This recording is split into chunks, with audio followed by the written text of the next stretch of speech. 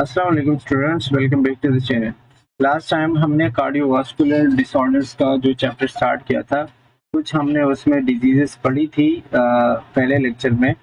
और आज जो है हम हाइपरटेंशन स्टार्ट करेंगे। जो डिसऑर्डर उसमें रह गए हैं तो वो हम आज डिस्कस करेंगे। तो आज का जो हमारा पहला डिसऑर्डर है that is hypertension, in short we call it HTN, जो बहुत ही मशहूर शॉर्ट फॉर्म है इसका। हाइपरटेंशन जो है, हाइपर का मतलब होता है हाई और टेंशन का मतलब होता है प्रेशर। बट यहाँ पे हम हाइपरटेंशन का मतलब होता है हाई BP यानी हाई ब्लड प्रेशर। ठीक है, हाई ब्लड प्रेशर जो नॉर्मल मतलब बहुत सारे लोगों को ये मसला होता है, बहुत ही कॉमन मसला है। ठीक है, अच्छा, हाई ब्लड प्रेशर का मतलब क्या होता है कि आपका हार्ट जो है वो बहुत ज्यादा प्रेशर के साथ ब्लड पंप कर रहा है, और जितना ब्लड आपके आर्टरीज में जा रहा है तो आर्टरी में उसका जो है ना वो प्रेशर बहुत ज्यादा होता है। यानी एक पाइप में जो है ना पानी, एक तो बहुत कम कम पानी आ रहा होता है, एक नॉर्मल आ रहा होता है और एक बहुत ज्यादा आ रहा होता है। ठीक है, तो आप समझो कि ये बहुत ज्यादा होता है, इसलिए हम उसको हाई ब्लड प्रेशर कहते हैं यानी हाइपरटेंशन कहते हैं। ठीक है, अच्छा, हाइपरटेंशन की कुछ कैटेगरीज होती है, मतलब कभी ब्लड प्रेशर लो होता है, कभी नॉर्मल होता है, कभी फर्स्ट डिग्री जो है वो फर्स्ट स्टेज हाइपरटेंशन होता है, कभी सेकंड स्टेज होता है, कभी क्राइसिस होते हैं। तो इसमें हम डिफरेंशिएट कैसे करेंगे, ये सारी चीजें होती क्या है। जैसे आपको पता है कि ब्लड प्रेशर को हम दो हिस्सों में लेते हैं, 120/80। आपको जो नॉर्मल ब्लड प्रेशर पता है ना, तो ऊपर वाला जो 120 होता है इसको कहते हैं सिस्टोलिक, यानी ये ब्लड प्रेशर हार्ट के कंट्रैक्शन की वजह से आता है। और नीचे वाला जो होता है उसको कहते हैं डायस्टोलिक, यानी ये हार्ट के रिलैक्सेशन की वजह से आता है। ब्लड प्रेशर के इसी तरह दो रेंजेस होते हैं 120/80, यानी एक आपका ऊपर वाला सिस्टोलिक और एक नीचे वाला डायस्टोलिक। ठीक है, अब जब आप इसको देखेंगे तो इसकी कुछ कैटेगरीज होती है। इसमें जब हम ये वाला देखेंगे ना तो ये होता है सिस्टोलिक यानी स्क्वीजिंग कंट्रैक्शन की वजह से, और ये होता है डायस्टोलिक डिकम्प्रेस रिलैक्सेशन का। ठीक है, आप समझो कि ये ऊपर वाला ये नीचे वाला, आप ऐसे समझो। ठीक है, हाइपोटेंशन क्या होता है, जब ब्लड प्रेशर कम होता है, लो ब्लड प्रेशर, उसको हाइपोटेंशन कहेंगे। हाइपोटेंशन कब होगा, जब आपका ऊपर वाला ब्लड प्रेशर 100 से कम होगा और नीचे वाला 60 से कम होगा, तो ये हाइपोटेंशन कहलाएगा। ठीक है, मतलब ऊपर जो है 90 आया और नीचे 50 आया तो ये हाइपोटेंशन, लो ब्लड प्रेशर कहलाता है। लो ब्लड प्रेशर इतना बड़ा मसला नहीं होता है, इसको हम वापस नॉर्मल करवा सकते हैं, लेकिन हाई ब्लड प्रेशर बहुत बड़ा मसला होता है। ठीक है, नॉर्मल ब्लड प्रेशर आपको होता है 120/80 होता है। प्री हाइपरटेंशन यानी प्री HTN जो लिखा है, प्री हाइपरटेंशन। प्री हाइपरटेंशन ये होता है कि एक बंदे को अभी blood pressure, high blood pressure का मसला है नहीं, लेकिन वो उस रिस्क पर है। ठीक है, उसको खतरा हो सकता है। अगर किसी का ब्लड प्रेशर मुसलसल 120 से 129 130 के बीच में रहता है और नीचे वाला जो है वो भी 80 to 90 के बीच में हो, तो हम कहते हैं कि ये प्री हाइपरटेंशन है। ठीक है, अच्छा, फिर उसके बाद आता है स्टेज 1 हाइपरटेंशन। अगर 130 से 139 140 के बीच में हो और नीचे वाला 90 तक हो, ठीक है, तो वो हाइपरटेंशन स्टेज 1 कहलाएगा। यानी ब्लड प्रेशर का मसला उसको है, हाई ब्लड प्रेशर का, लेकिन अभी वो स्टेज 1 पे है। ठीक है, स्टेज 2 पे कब होगा, जब वो 140 से 180 के बीच में होगा। ठीक है, ऊपर वाला, और नीचे वाला जो है वो 90 से ऊपर जाएगा। अच्छा, फिर उसके बाद HTN क्राइसिस यानी हाइपरटेंशन क्राइसिस, जब बहुत ज्यादा खतरनाक ब्लड प्रेशर हो जाता है, वो 180 के ऊपर जाता है, 180, और नीचे वाला 120 के ऊपर जाता है। ठीक है, तो इसी तरह हम ब्लड प्रेशर हाइपरटेंशन जब नॉर्मल रेंज से ज्यादा हो जाता है उसको हम कहते हैं हाइपरटेंशन। ठीक है, अच्छा, अब जब हाइपरटेंशन हो जाता है यानी किसी को अगर हाई ब्लड प्रेशर का इशू है तो उसको कौन कौन से मसले हो सकते हैं या उसके कौन से ऑर्गन इफेक्ट हो सकते हैं। सबसे पहले विजुअल चेंजेस, यानी उसके नजर के मसले शुरू हो जाते हैं। Damage blood vessel in the retina, जिसकी वजह से blood vision can't focus on objects, यानी कि जो आंख में लेयर होती है ना, रेटिना जो देखने वाली लेयर होती है बेसिकली, तो उसके blood vessel high blood pressure की वजह से डैमेज होता है, जिसकी वजह से जो नजर होती है वो ब्लर हो जाती है, यानी कि धुंधली हो जाती है, और किसी भी चीज पर आप बिल्कुल सही से फोकस नहीं कर सकते हो, बिल्कुल क्लियर एक्शन नहीं नजर आती। इसी तरह haemorrhagic stroke, haemorrhagic stroke weak and narrow vessels could lead to rupture of vessels. कोई ना कोई ब्लड वेसल जैसे होते हैं जो बारीक होते हैं, छोटे होते हैं। ठीक है, तो अगर ब्लड प्रेशर ज्यादा होगा वो ज्यादा प्रेशर बर्दाश्त नहीं कर सकेंगे और उसकी वजह से वो फट जाते हैं। जब वो फट जाते हैं तो अंदर जो है वो ब्लीडिंग होना शुरू हो जाती है, जिसको हम हेमरेजिक स्ट्रोक कहते हैं।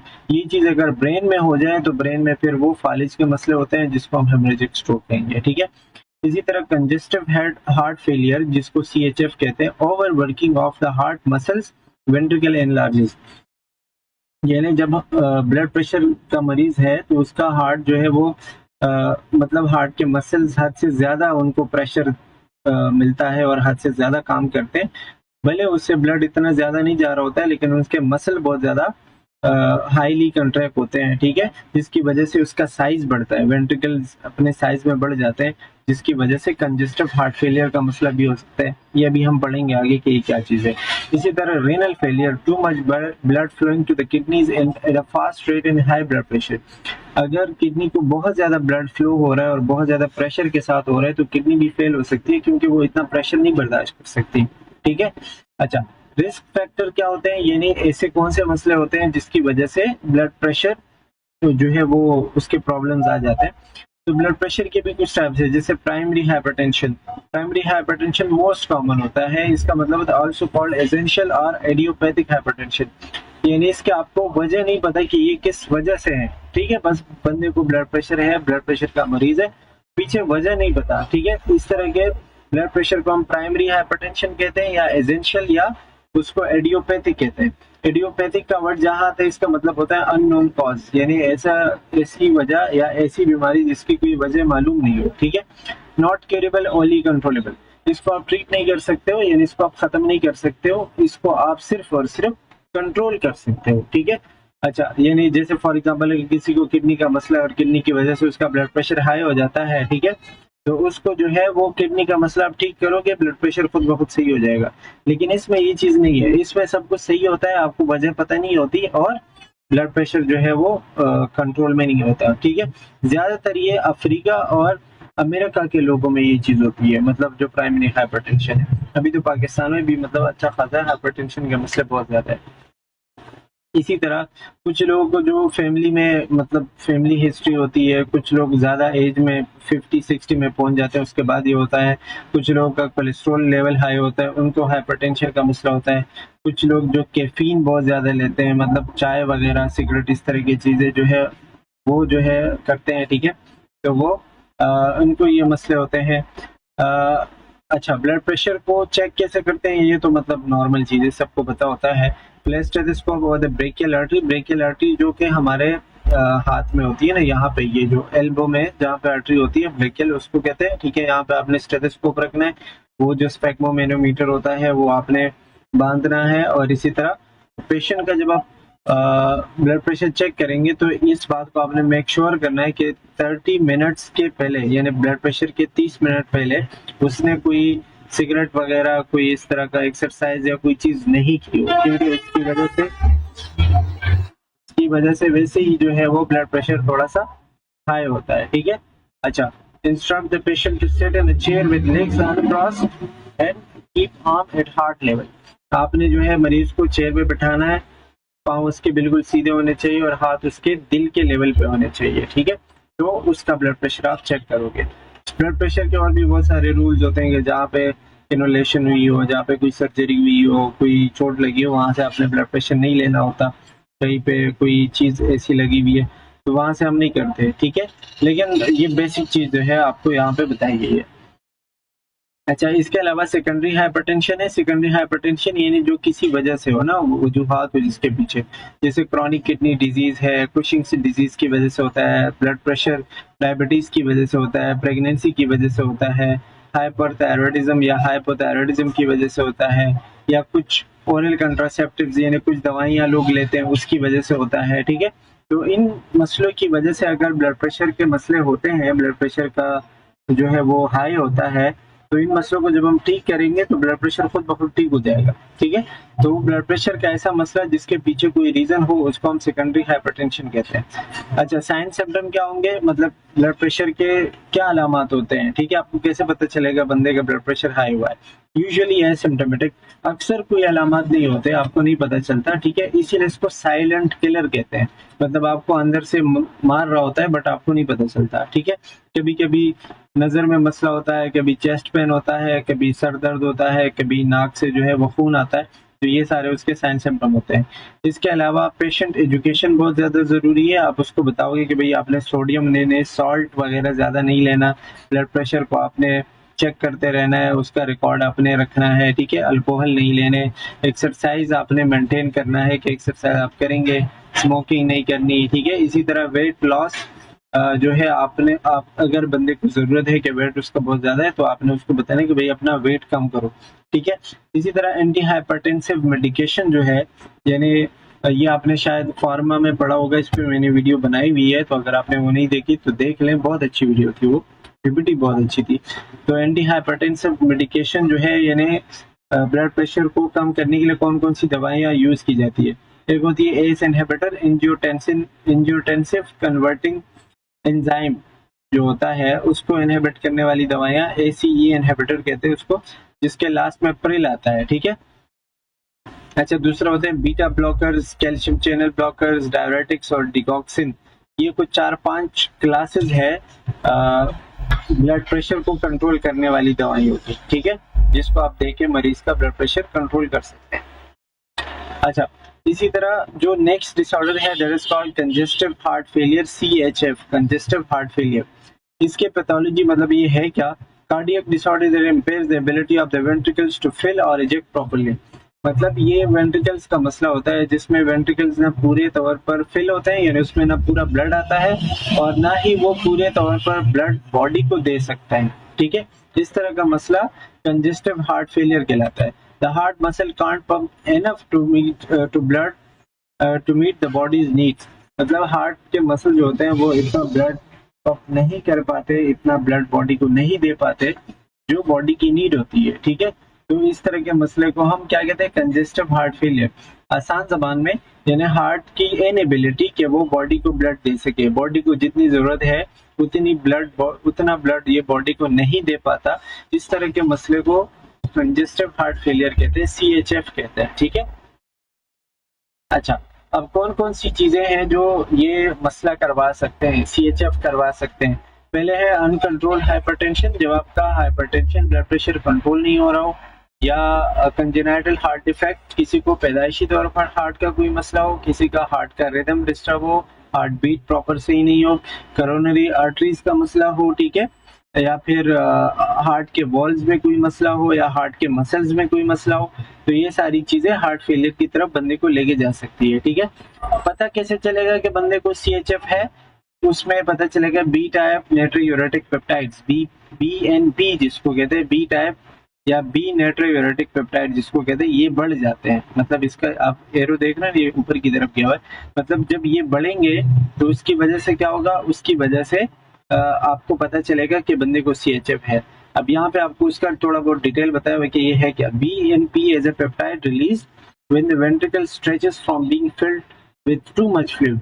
जब वेंट्रिकल्स बहुत ज्यादा फ्लूइड से भर जाते हैं और वो प्रॉपर बॉडी को ब्लड नहीं दे पाते, ठीक है, तो वहां से एक पेप्टाइड रिलीज होता है, मतलब आप समझो एक केमिकल रिलीज होता है जिसको कहते हैं BNP, ठीक है। और जब ये ज्यादा होता है, जब ये ज्यादा रिलीज होगा तो मतलब इसका ये है कि आपको सिग्नल दे रहा है कि बंदे को CHF हुआ है, ठीक है। अब हमें कैसे पता चलेगा कि ज्यादा है या कम है, तो उसका नॉर्मल रेंज आपको बताओ। जैसे BNP जो है अगर 100 से कम है, ठीक है, लेस देन 100 है, तो ये एक्सपेक्टेड रेंज है, मतलब ये सही है, नॉर्मल है, ठीक है।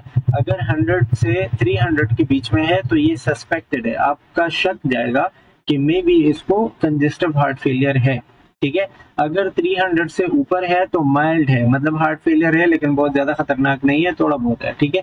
और अगर 600 से ऊपर है तो मॉडरेट है, और इससे भी ज्यादा जाएगा तो फिर मुकम्मल हार्ट फेलियर है, फिर वो बंदा जो है वो आप कह सकते हो कि that will lead to death, ठीक है। तो ये BNP का लेवल हम देखते हैं। अच्छा, इसके अलावा हम चेस्ट एक्सरे करते हैं, चेस्ट एक्सरे में हमें पता चलता है हार्ट थोड़ा सा बड़ा हुआ होता है, और लंग्स में अक्सर पल्मोनरी इनफिल्ट्रेट यानी लंग्स में पानी जमा हो चुका होता है, ठीक है। इको करते हैं, इको कार्डियोग्राम, जिससे पता चलता है, इको बहुत नॉर्मल चीज है, नाम सुना होगा आपने, मेजर इजेक्शन फ्रैक्शन, जिसमें हमें ये पता चलता है कि हार्ट कितना ब्लड दे रहा है, उसका EF कितना है ना, 50 to 70% नॉर्मल होता है। तो अगर वो कम है, 50 से कम है, तो मतलब हार्ट फेलियर है, सही है। वो जितना कम होगा उतना खतरनाक होगा, सही है।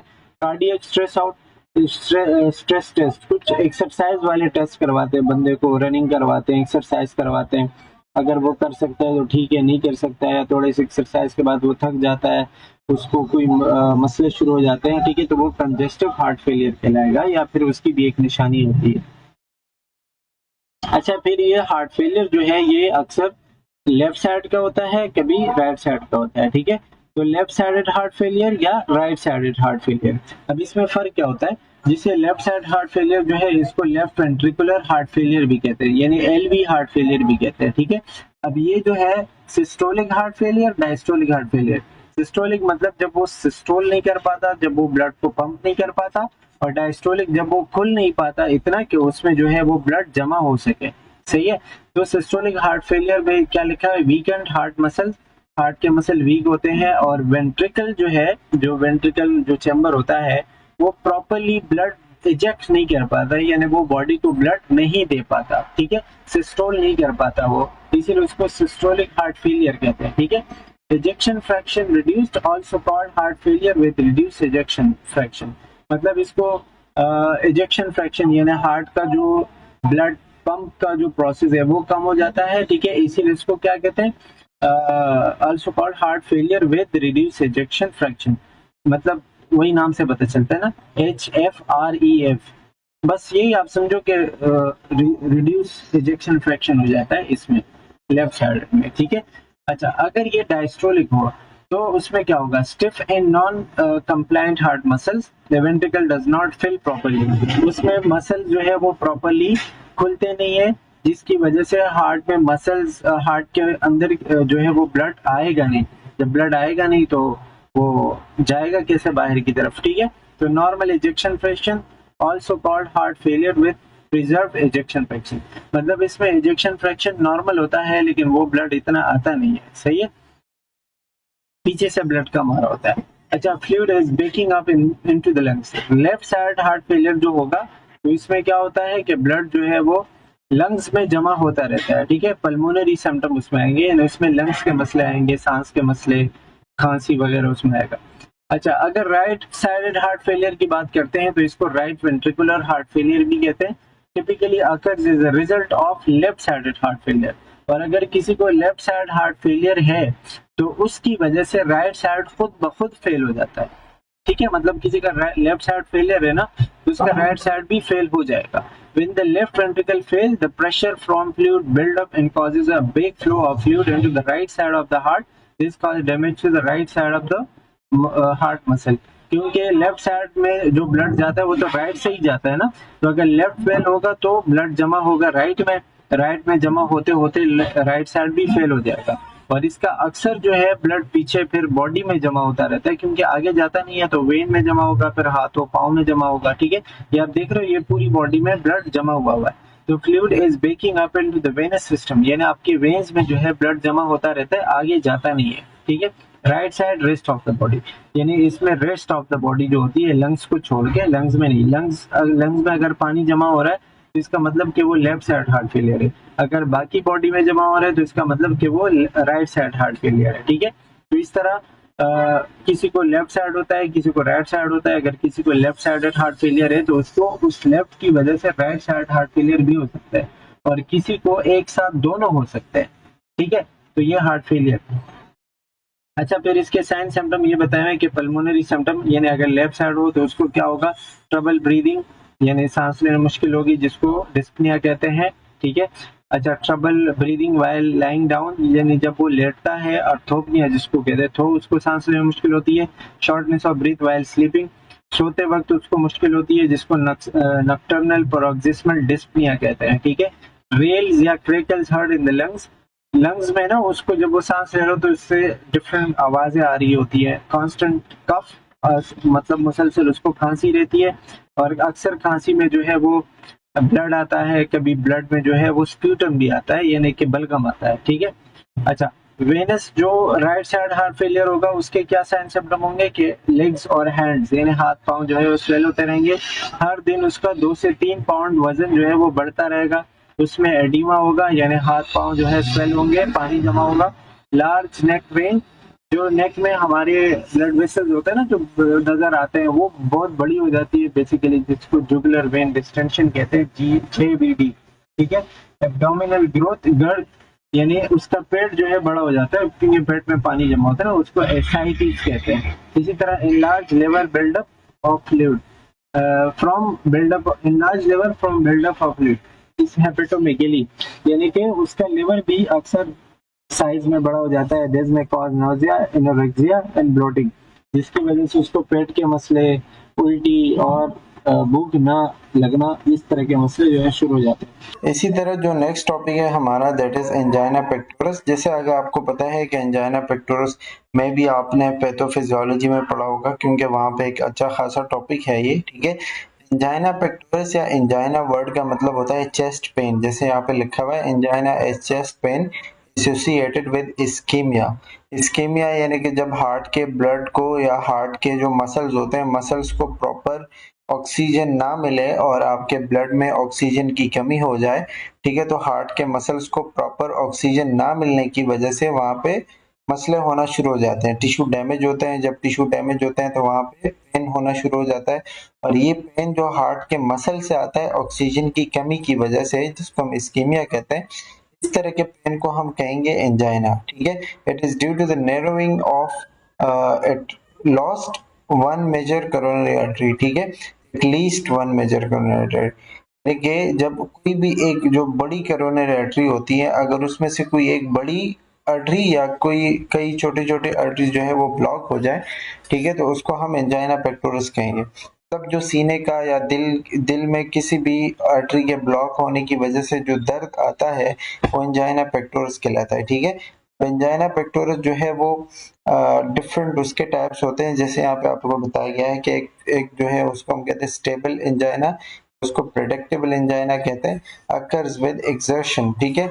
मतलब ये हम कोई भी जब हैवी काम करते हैं, एक्सरसाइज करते हैं, कोई भी इस तरह की वर्कलोड उठाते हैं या कुछ भी, ठीक है, या कोई वजनी काम करते हैं तो उसकी वजह से दर्द महसूस होता है, उसको कहते हैं स्टेबल एंजाइना, ठीक है। फिर जब हम बैठते हैं, आराम करते हैं तो ये खत्म हो जाता है। ये हमने पैथोफिजियोलॉजी में पढ़ा है, अगर आपने वो वीडियो नहीं देखी तो देख ले, उसमें आपको जो है वो बिल्कुल समझ आ जाएगा। दूसरा होता है अनस्टेबल या फ्री इन्फार्क्शन, ठीक है, जिसको हम मतलब ये बिल्कुल जब आप बैठे हुए आराम कर रहे हैं, कुछ भी नहीं कर रहे हैं, बिल्कुल रेस्ट में है, तो भी आपको ये दर्द महसूस होता है। मतलब ये स्टेबल जैसे कि किसी काम करने की वजह से होता है, ये बिल्कुल आराम से बैठे बैठे जो है वो हो जाएगा आपको। और it is more common than stable angina, ठीक है। तो ये जो है ज्यादा कॉमन होता है, स्टेबल एंजाइना से ज्यादा कॉमन होता है। अच्छा, स्टेबल एंजाइना का दर्द जो है वो 10-15 मिनट में खत्म हो जाता है, ये 10-15 मिनट से ज्यादा रहता है, ठीक है। अच्छा, इसी तरह नंबर 3 जो इसका टाइप है उसको कहते हैं प्रिंस मेटल्स एंजाइना, या फिर इसको वेरिएंट एंजाइना कहते हैं, ठीक है। अब इसमें क्या होता है, कोरोनरी आर्टरी वेसोस्पेज्म, कोरोनरी आर्टरीज चिपक जाती है, उसके अंदर का जो स्पेस होता है बिल्कुल खत्म हो जाता है, और ये भी रेस्ट में होता है या ज्यादातर जो है वो काम की वजह से भी होता है, मतलब दोनों का मिक्सचर होता है, ठीक है। और इसमें जो है विद रिवर्सिबल एसटी एलिवेशन, तो जब आप एसटी एलिवेशन देखेंगे या ईसीजी देखेंगे तो उसमें आपको एसटी एलिवेट नजर आएगा, ऊपर की तरफ गया हुआ नजर आएगा, ठीक है। साइन सिम्टम्स क्या होंगे, यानी आपको कैसे पता चलेगा किसी बंदे को एंजाइना पेक्टोरस से, चेस्ट पेन होगा, ठीक है, relieve by rest in nitroglycerin, ठीक है, चेस्ट पेन होगा, जब बंदे को चेस्ट पेन हो जाएगा, वो बैठेगा, आराम करेगा तो उसका दर्द खत्म हो जाएगा, यानी रेस्ट की वजह से वो दर्द खत्म हो जाता है, या नाइट्रोग्लिसरीन जो कुछ टैबलेट्स कुछ दवाइयां होती हैं, ठीक है, उसकी वजह से भी खत्म हो जाता है। इलाज क्या है, रीपरफ्यूजन प्रोसीजर्स, मतलब उसका जो है डिफरेंट तरीके किए जाते हैं कि जिसका coronary artery bypass, graphic bypass surgery होती है, जो आर्टरी जहाँ पे ब्लॉक है उसको काट के कोई दूसरी आर्टरी लगा देते हैं, रास्ता उसका चेंज किया जाता है, उसको बाईपास कहते हैं। या पीसीआई परकुटेनियस कोरोनरी इंटरवेंशंस, स्किन के ऊपर से जाके वहां पे जो है एक बलून, जिसको एंजियोप्लास्टी कहते हैं बेसिकली, वहां पे एक बलून जो है वो इंसर्ट करते हैं, वो बलून को फुला देते हैं, तो जो आर्टरी जहां से ब्लॉक थी या जहां से नैरो हो चुकी थी वहां का स्पेस बढ़ जाता है, ठीक है। तो ये दो तरीके से आप इसको ट्रीट कर सकते हैं अगर मतलब एंजाइना पेक्टोरिस है तो, ठीक है। मेडिकेशन कौन-कौन सी दे सकते हैं? नाइट्रोग्लिसरीन में बहुत सारी मेडिकेशन आती है। नाइट्रोग्लिसरीन में बेसिकली वेज़ोडाइलेटर्स होते हैं। वेज़ोडाइलेटर यानी कि ये ब्लड वेसल्स को बढ़ाने वाले होते हैं, ठीक है। नाइट्रेट्स का एक पूरी क्लास होती है जिसकी वजह से इस्कीमिया खत्म हो जाएगा। जब इस्कीमिया खत्म होगा तो पेन भी खत्म हो जाएगा, ठीक है। यूजुअली सबलिंगुअल एडमिनिस्ट्रेशन, ज्यादातर ये जबान के नीचे रखते हैं, ये निगलते नहीं है या फिर इसको चबा के खाते नहीं है, ठीक है। ये जबान के नीचे रखते हैं, वो खुद ब खुद जो है वो हल होके ब्लड में शामिल हो जाता है। Keep in original container dark glass bottle in a dry cool place, मतलब इसमें जो जिस कंटेनर में आते हैं, जिस ग्लास टाइप चीज में आते हैं, उसी में आपने रखना है, उसका कंटेनर चेंज नहीं करना है। डू नॉट सॉलो और च्यू दीज टैबलेट्स, जाहिर है उसको आपने खाना नहीं है, यानी जैसे सॉलो करते हैं, ठीक है, या फिर उसको चबा के नहीं खाना, बस आपने जबान के नीचे रखना है और वहां से वो आपके मतलब जो म्यूकस होता है उसमें हल होके बॉडी में शामिल हो जाएगा, ठीक है, आपके ब्लड तक चला जाएगा। इसी तरह दूसरे जो मेडिकेशन इसमें यूज होते हैं उसको कहते हैं कैल्शियम चैनल ब्लॉकर्स। ये भी ब्लड वेसल्स को रिलैक्स करते हैं, ऑक्सीजन सप्लाई बढ़ा देते हैं हार्ट को, और हार्ट के ऊपर जो वर्क लोड होता है उसको कम कर देता है, ठीक है। इसी तरह एंटी प्लेटलेट्स या एंटी कोगुलेंट्स, ये प्लेटलेट्स को जमा होने से बचाता है, यानी प्लेटलेट सेग्रीगेशन, एक जगह पे जमा होने से बचाता है। प्लेटलेट से एक जगह पे जमा होंगे तो क्या होगा? क्लॉट बनेगा, ठीक है। तो ये बेसिकली क्लॉट होने से थ्रोम्बोसिस से रोकता है। इसी तरह बीटा ब्लॉकर्स जो होते हैं वो क्या करते हैं? Myocardial decrease myocardial oxygen consumption, ये हार्ट में ऑक्सीजन का इस्तेमाल कम करते हैं, तो हार्ट को फिर इतनी ऑक्सीजन की नीड नहीं होती और वो कम काम कर रहा होता है, ठीक है। तो ये कुछ दवाइयां होती हैं जो इस चीज में हम यूज करते हैं। अच्छा, इसी तरह मायोकार्डियल इन्फार्क्शन क्या है, जिसको हम आम जबान में क्या कहते हैं? हार्ट अटैक, ठीक है। Complete blockage in one or more arteries of the heart, coronary arteries होती हैं, या तो एक ब्लॉक है या एक से ज्यादा ब्लॉक हो जाए तो उसको हम क्या कहेंगे? उसकी वजह से जो मसला होगा उसको हम कहते हैं मायोकार्डियल इन्फार्क्शन। आप देख रहे हो ये जो आर्टरी है ये ब्लॉक हो चुकी है, इसमें जो है कोई भी क्लॉट आ चुका है, ठीक है। तो आप इसको देख रहे हो, ये इसके नीचे जो हार्ट के मसल्स है वो खराब हो रहे हैं, ठीक है, तो ये मायोकार्डियल इंफार्क्शन कहलाएगा।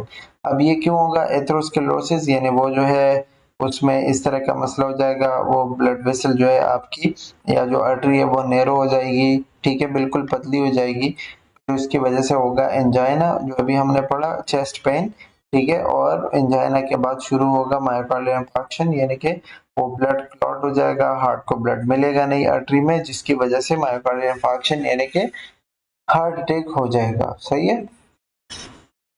इसके साइन सिम्टम्स क्या होंगे कि sudden crushing radiating chest pain that continues despite rest and medication, मतलब आपको अचानक चेस्ट में दर्द महसूस होता है और आप उसको उसके लिए मेडिकेशन भी लेते हो, रेस्ट भी करते हो, लेकिन वो दर्द खत्म नहीं होता, ठीक है।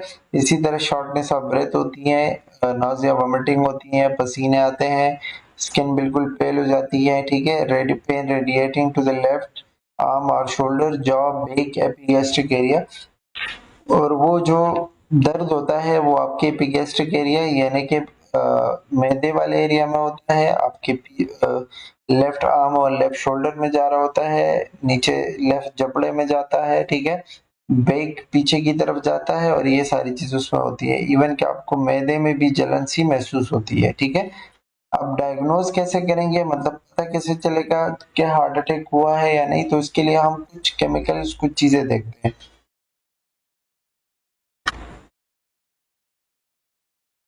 जैसे उसमें है एक ट्रोपोनिन, ट्रोपोनिन को आप देखोगे तो ट्रोपोनिन जब बढ़ेगा, ये एक एंजाइम होता है, ठीक है, जब ये बढ़ रहा होता है तो हमें पता चलता है कि मतलब ये हमें इशारा देता है कि मायोकार्डियल इंफार्क्शन है, ठीक है।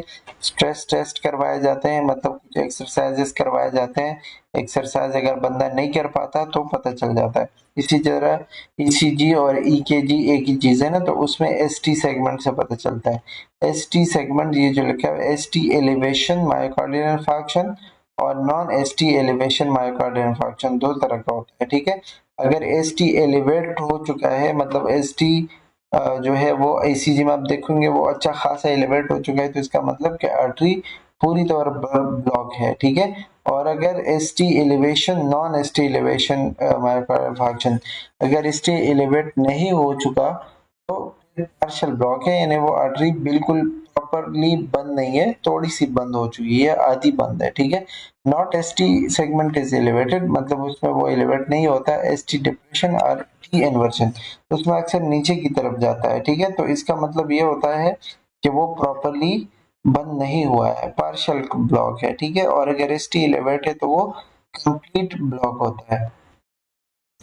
अच्छा, ट्रीटमेंट क्या है? जो इमीडिएट ट्रीटमेंट होता है, यानी जो फौरन आपने देना होता है, वो मॉर्फिन। मॉर्फिन जो बेसिकली ब्लड थिनर आप कह सकते हो, ये हार्ट का काम कम कर देता है और पेन कम हो जाता है, ऑक्सीजन सप्लाई बढ़ा दी जाती है, नाइट्रोग्लाइसरीन जो है वो ब्लड वेसल्स को खुला रखता है, ठीक है। एंटी थ्रोम्बोटिक मेडिकेशन एस्पाइरिन वगैरह, हेपरिन और थ्रोम्बोलाइटिक्स ऐसी दवाइयां होती है जो क्लॉट नहीं होने देती, या अगर क्लॉट है पहले से तो वो क्लॉट को तोड़ देती है, ठीक है। या फिर अगर इससे नहीं हुआ तो क्या करते हैं, परक्यूटेनियस कोरोनरी आर्टरी इंटरवेंशन जो अभी हमने पढ़ा, केप जी और एंड ये क्या लिखा हुआ है, एंडोटेरेक्टमी, यानी कट्स आउट द ब्लॉकेज, ठीक है। सॉरी, मतलब वो जो ब्लॉकेज है उसको कट करके, यानी जहाँ पे ब्लॉक था उस एरिया को कट करके निकाल देते हैं और जो सही एरियाज होते हैं उसको लगा देते हैं, ठीक है। ये आप देख रहे हो, यहाँ पे आपको पिक्चर दिखाई गई है। प्रिवेंशन एंड रेस्ट, फिर बाद में क्या करेंगे, जाहिर है उसको जो है ऐसी दवाइयां देते हैं जो ब्लड फ्लो को मेंटेन करते हैं, स्टेबल वगैरह रखते हैं और क्लॉट नहीं होने देते, जैसे फॉर एग्जांपल हेपरिन हो गए। पेशेंट एजुकेशन देते हैं उनको कि भाई आप जो है मतलब जब आपको साइन सिम्टम्स नहीं होते, लाइट एक्टिविटी, जैसे यहाँ पे बताया हुआ, patient tend to ask when can I resume my sexual activity when you can do physical activity without symptoms, ठीक है। तो इस तरह उसके आप जवाब दे सकते हैं, मतलब वो अपनी जिंदगी में नॉर्मल कैसे आएगा। तो इसी तरह बहुत सारी चीजें जो है वो एज अ ट्रीटमेंट आपने यूज करनी है। ये जो कार्डियक बायोमार्कर्स आपको बताए गए हैं कि कार्डियक मतलब कौन कौन सी चीजें हैं जिससे आपको पता चलेगा, उसमें मोस्ट इंपॉर्टेंट है ट्रोपोनिन, ठीक है। ट्रोपोनिन आई और ट्रोपोनिन टी, यानी ट्रोपोनिन दो तरह का होता है। आई का नॉर्मल रेंज होता है लेस देन 0.03 और टी का होता है 0.1 लेस देन 0.1, ठीक है। अब अगर आई से ये बढ़ेगा, यानी 0.03 से ये बढ़ेगा, तो इसका मतलब होता है कि हार्ट अटैक हुआ हुआ है, ठीक है। अच्छा, best indicator of an acute MI, मतलब ये बेस्ट इंडिकेटर है, इससे हमें पता चलता है ये कुछ प्रोटीन होते हैं, जब हार्ट मसल डैमेज होता है या हार्ट अटैक होता है तो ये ब्लड में रिलीज होते हैं, ठीक है। अच्छा, इसके 3 आइसोमर है, ट्रोपोनिन सी, ट्रोपोनिन आई और ट्रोपोनिन टी, लेकिन इसमें जो सबसे ज्यादा मशहूर है वो है ट्रोपोनिन आई, ठीक है। अब इसमें आप देख रहे हो कि ट्रोपोनिन आई जो है, जब किसी को हार्ट अटैक होता है तो 2 से 6 घंटे से लेकर ये ज्यादा होना शुरू हो जाता है और 10 से 24 घंटे में ये बिल्कुल पीक होता है, बहुत हाई लेवल पे होता है, और फिर 5 से 9 दिन के बाद ये गिरना शुरू हो जाते हैं, ठीक है, क्योंकि आपने इलाज किया होगा, बंदा ठीक हुआ होगा, ठीक है। ट्रोपोनिन टी जो है वो तकरीबन 2 हफ्ते के बाद कम होना शुरू हो जाता है, ठीक है। तो ये आपने इसका वो पीक टाइम याद रखना है। इसी तरह होता है मायोग्लोबिन, ये भी एक प्रोटीन है जो मसल्स को ऑक्सीजन सप्लाई करता है, found in cardiac and skeletal muscles, मतलब ये मसल्स को ही काम कर रहा होता है, ठीक है। अच्छा, not specific indicator of an acute MI but a negative sign is good for ruling out an acute MI, ठीक है।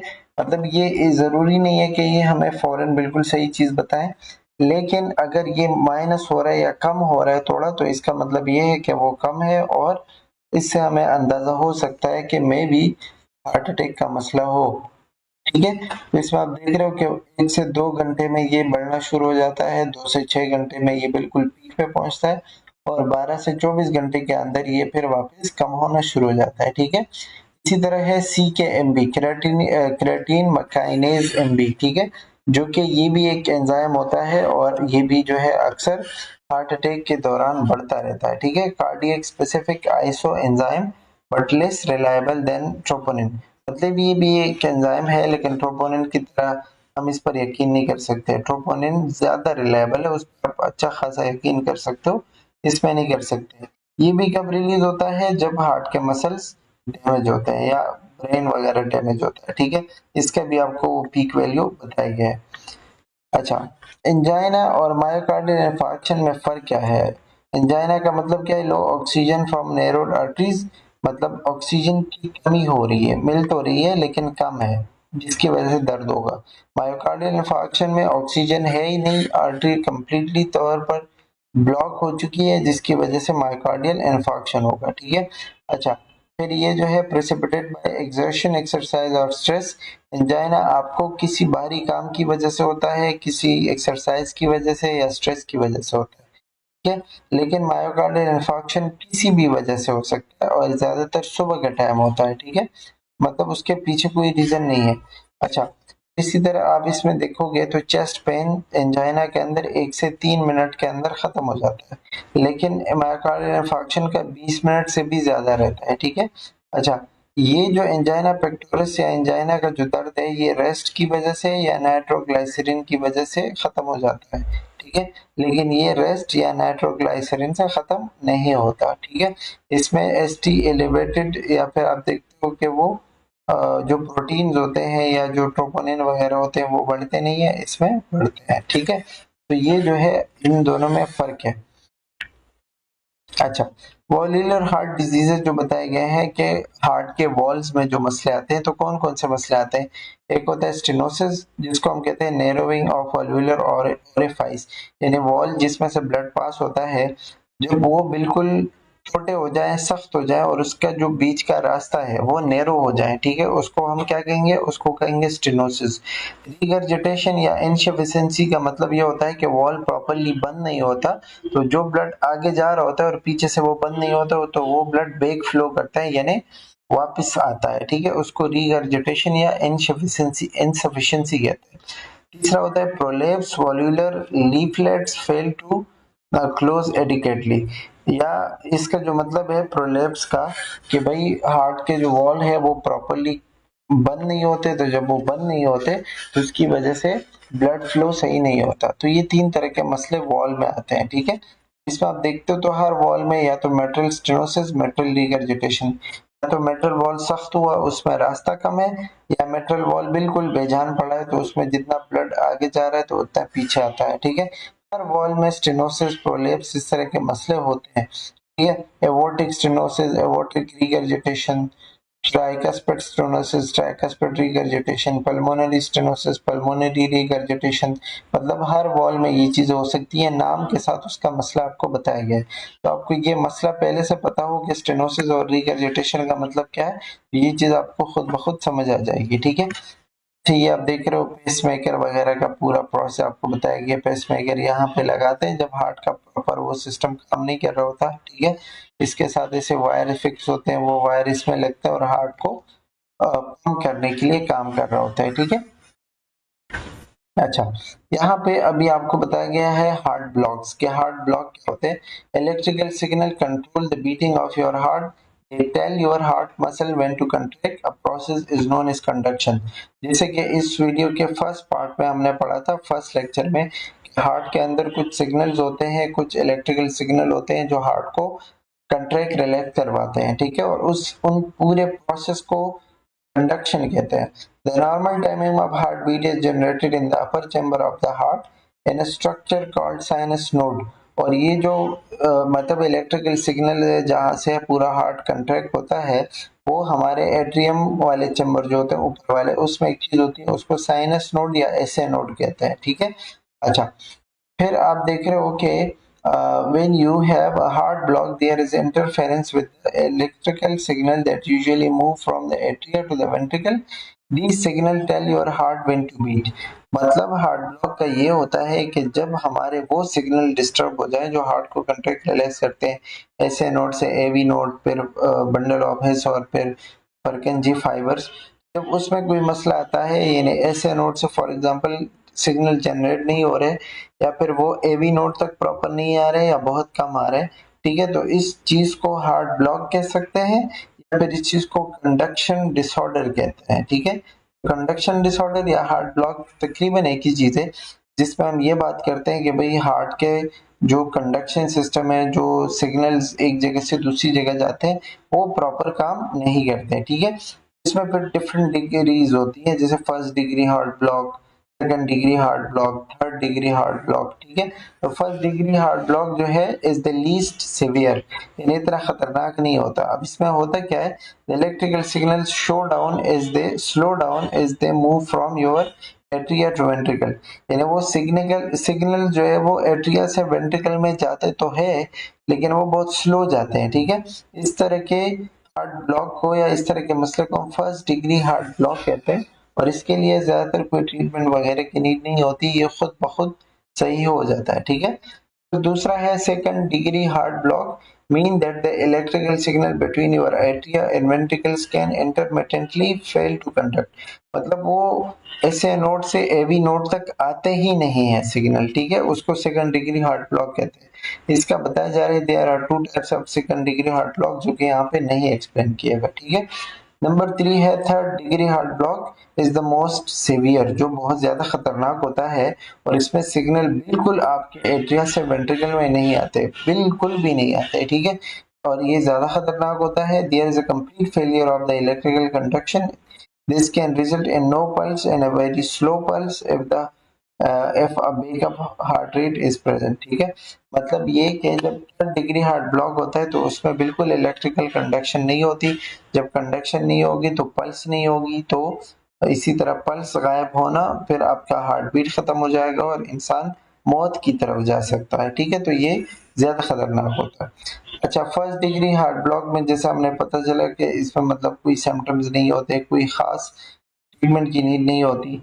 सेकंड में क्या होता है, डेजीनेस यानी चक्कर आना, बेहोश होना, ठीक है, आपको लगेगा कि आपके हार्ट बीट मिस हो रहे हैं, चेस्ट पेन होगा, सांस लेना मुश्किल होगी, नोजिया, फटीग, ये सारी चीजें होगी, ठीक है। थर्ड डिग्री हार्ट ब्लॉक में क्या होगा, ये बहुत ज्यादा खतरनाक हो सकता है, यानी आपकी जान भी ले सकता है।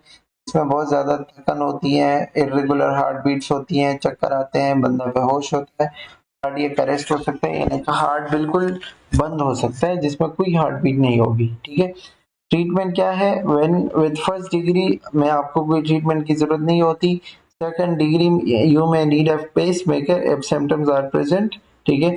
फिर इसमें जो है मतलब आप पेस मेकर लगाते हो, जो ऐसे नोड काम नहीं कर रहा होता उसकी जगह हम एक आर्टिफिशियल चीज लगाते हैं, ठीक है।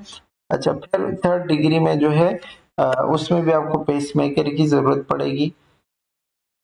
In addition, your medical team may changes in medicines you are taking, और साथ साथ मेडिसिन भी देते हैं, उसमें भी आप चेंज करते रहते हैं वो डिग्री को देखते हुए, ठीक है।